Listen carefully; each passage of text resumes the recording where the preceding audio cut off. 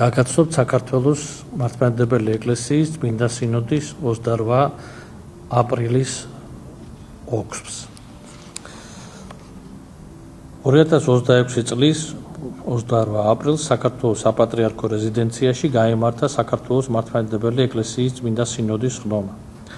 ხდომა დაიწყო უწმინდესისა და უნეტარესის სრულიად საქართველოს კათოლიკოს პატრიარქის ილია მეორის სულის მოსახსენებელი პანაშვიდით, რომელიც გადაიხადა საქართველოს საპატრიარქო ტახტის მოსაყდრემ სენაკისა და ჩხოროწყუს მიტროპოლიტმა შიომ წმინდა სინოდის წევრებთან ერთად.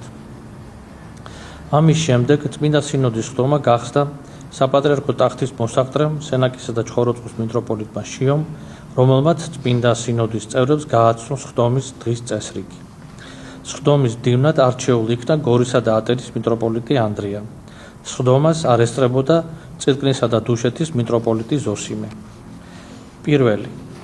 იქიდან გამომდინარე, რომ საქართველოს მართლმადიდებელი ეკლესიის 2026 წლის 3 აპრილის წმინდა სინოდის ხდომაზე საქართველოს მართლმადიდებელი ეკლესიის 1995 წლის მართვა-გამგეობის დებულების მეოთხე თავის მეორე პუნქტთან საპატრიარქო კანდიდატის ასაკისა და განათლების შესახებ დაკავშირებით არსებობდა ასთა სხვადასხვაობა.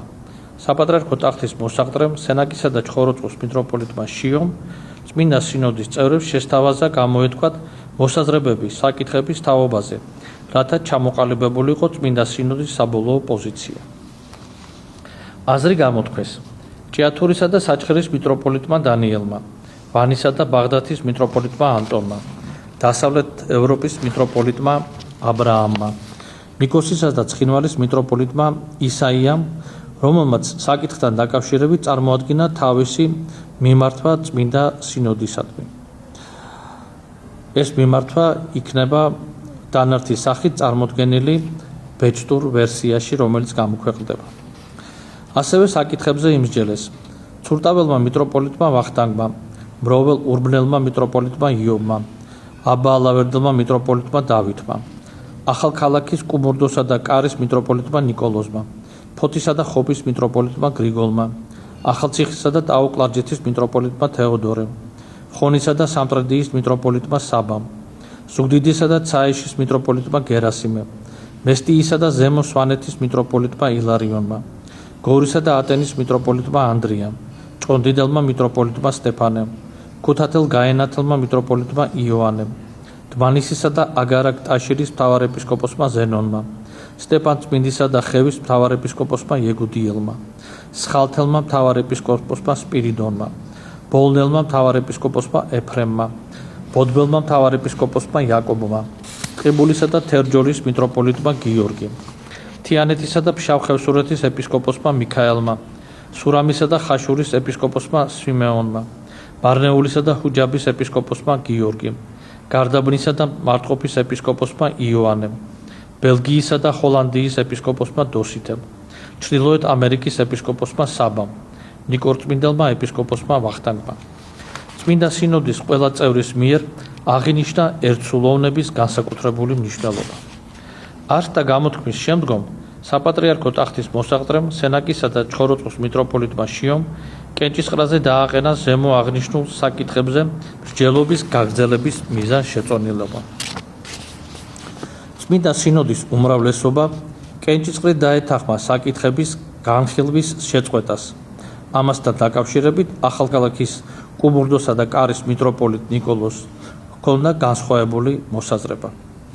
წმინდა სინოდმა იმსჯელა და დაადგინა საქართველოს მართლმადიდებელი ეკლესიის 1995 წლის მართვა-გამგეობის დებულების მეოთხე თავის მეორე პუნქტთან მიმართებით მოცემულ ვითარებაში კათოლიკოს პატრიარქის არჩევამდე საქართველოს ეკლესიის წმინდა სინოდს არ გააჩნია დებულებაში ცვლილებების შეტანისა და ინტერპრეტაციების დაშვების უფლება-მოსილება. მეორე. ამის შემდგომ ხმის დამცვლელი კომისიის თავმჯდომარემ, ახალციხისა და ტაო-კლარჯეთის მიტროპოლიტმა თეოდორემ წმინდა სინოდის წევრებს წარუდგინა საპატრიარქო კანდიდატების სია და განმარტა ხმის მიცემასთან დაკავშირებული პროცედურული საკითხები, რის შემდეგაც შედგა კენჭისყრაში მონაწილე 6 კანდიდატის საბოლოო სია.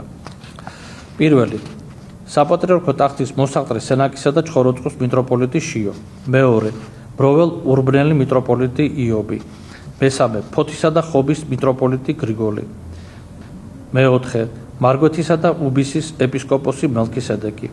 მეხუთე ბელგიისა და ჰოლანდიის ეპისკოპოსი დოსითე. მეექვსე წალკელი ეპისკოპოსი გრიგოლი. კენჭისყრის შედეგად ხმები შემდეგნაირად გადანაწილდა. პირველი საპატრიარქო ტახტის მოსაყდრე სენაკისა და ჩხოროწყუს მიტროპოლიტი შიო 20 ხმა. მეორე ბროվել ურბნელი მიტროპოლიტი იობი 7 ხმა. მესამე ფოთისა და ხობის მიტროპოლიტი გრიგოლი 7 ხმა.